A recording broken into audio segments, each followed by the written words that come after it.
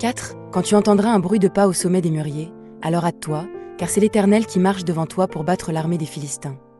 Le bruit de pas au sommet des arbres, nous devons apprendre à être sensibles aux signes du mouvement de Dieu.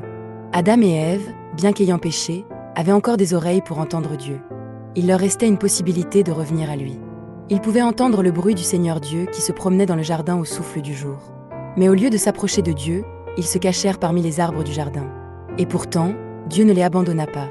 Il appela Adam par son nom et le chercha. « Ayeka, où es-tu » Bien sûr, Dieu voyait Adam. Mais il se place à sa hauteur, comme s'il ne le voyait pas, l'invitant à venir librement à lui. Car sans une réponse volontaire, sans une démarche personnelle, l'homme ne peut goûter ni le pardon ni le salut de Dieu. Adam, au lieu de venir, se justifia. Il expliqua qu'il avait peur parce qu'il était nu. Pourtant, auparavant, il était déjà nu sans en éprouver ni honte ni crainte. Mais après avoir mangé du fruit de l'arbre de la connaissance du bien et du mal, une conscience nouvelle est née en lui, celle de sa faute, de sa honte et de son incapacité à se tenir devant Dieu.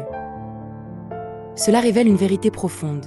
L'homme, en tant que créature, ne peut se tenir de lui-même devant le Dieu saint. Si la communion était possible, c'était uniquement par grâce. En se détournant de cette grâce, en cédant à la ruse du serpent, l'homme a découvert sa véritable condition. Adam ne s'est pas repenti.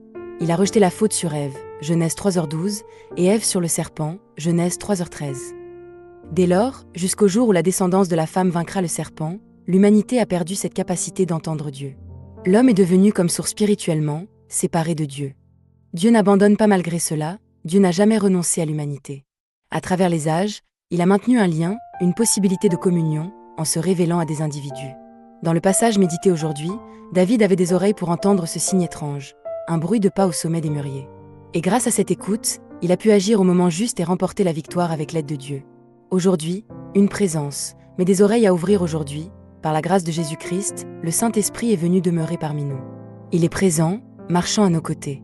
Et pourtant, la plupart des hommes ne perçoivent ni sa présence ni sa voix. Entendre requiert une grâce, il faut recevoir des « oreilles pour entendre ».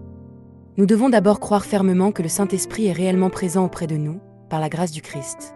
C'est à travers cette foi que Dieu nous accorde une grâce plus grande encore, celle d'entendre sa voix, de percevoir sa présence. C'est ainsi que la grâce appelle la grâce. Conclusion que notre foi ne soit pas seulement une activité intellectuelle, mais une expérience vivante, où nous marchons avec la puissance du Saint-Esprit dans notre réalité quotidienne. Puissions-nous devenir ces croyants qui savent écouter, discerner et agir lorsque Dieu se met en mouvement. Au nom de Jésus-Christ. Alléluia. Amen.